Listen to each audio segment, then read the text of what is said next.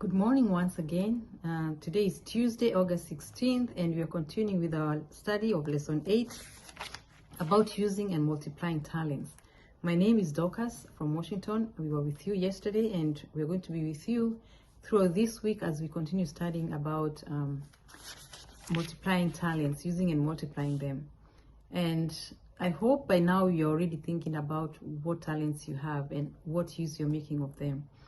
And today we're going to be doing part 2 of what we did yesterday, which is developing your talents. And in A, we've been told what should be understood by those who feel that they have the least amount of talent. So we know the story of in Luke, and it's talking about the household owner who left his pounds with his servants, and when he came back, he asked them, so what do you have for me?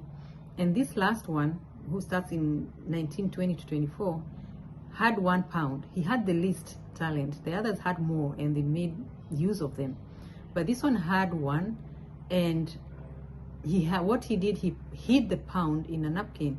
And so when he was asked, so where is the pounds? Where is the profit? And he said he didn't have it because he knew that the owner reaps where he doesn't sow, and so that was the least talent, and it was taken away from him because he did not make use of it.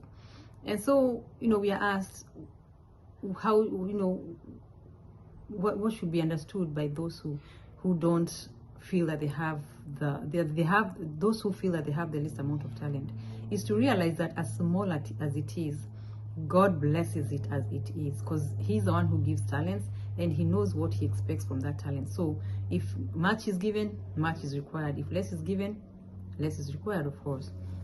So here it's talking up to the youth, but I think it addresses every one of us when it tells us many of the youth repine because they have no ability to do some large work, and they covet talents by which they might do some wonderful things, but while they are spending their time in vain desires, they are making a failure of life. And that is something I think we can all relate to, where we are saying, oh, I don't really know what I need to do, or maybe some large work that I need to do. And we forget that gift that you have, you can use it wherever you are, or at the point that you are, because when you use it at that point, that's when you're able to get the large work eventually. So it says here that, it continues to say here that they are overlooking opportunities which they might improve in doing deeds of love in the path of life in which their feet are set. So it's not about how big your talent is, it's what use are you making of the talent that you have. And that's the question I think we should all ask ourselves. In part B, it's asking us, how does the Lord evaluate the use of our talents? So we've all been given talents, and so we are answerable to the Lord, and so he's taking account of the use we put of the talents that he's given us. So, and they are also able to, because one of the ways we use our talents also is helping our character as well. So we know our character is molded, and we know that when more is given, more is required. So God is taking note of what we are using, and so if we are not using them, then they'll be taken away, and we're going to lose our lives in the process. So 2 Corinthians 5 verse 10 says, for we must all appear before the judgment seat of Christ, that everyone may receive the things done in his body according to that he has done, whether it be good or bad.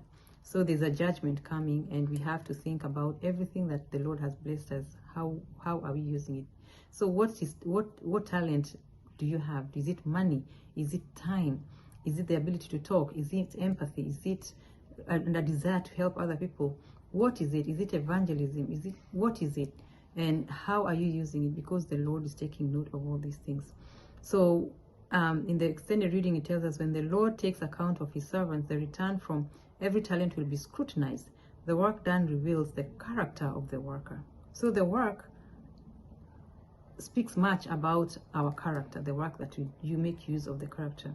So at the end of that paragraph, second paragraph, it says, those who have really tasted the sweets of redeeming love cannot rest until all with whom they associate are made acquainted with the plan of salvation. So this is one way, you know, you feel a desire for the soul, for other souls, and a desire for their salvation. So in the last paragraph, we are told we shall individually be held responsible for doing one jot less than we have ability to do. And that is very powerful, because it's just one jot less. If we are doing less than what we are supposed to do, then we are held responsible for that. And the blood of these people is on our heads. The Lord measures with exactness every possibility for service. Their unused capabilities are as much brought into account as are those that are improved. So when it's improved, it's in account. When it's not improved, it's also on record. For all that we might become through the right use of our talents, God holds us responsible. We shall be judged according to what we ought to have done, but did not accomplish, because we did not use our powers to glorify God. Even if we do not lose our souls, we shall realize in eternity the result of our unused talents. For all the knowledge and ability that we might have gained and did not, there will be an eternal loss. This is so profound to think about, that just the fact that we are ignorant, or ignoring what we are supposed to do, or not making use of the little that we have, that's going to be an eternal loss, whether we make it to heaven or not. So it's something to really ponder and think about, and really pray to God to show you how best to use your talents.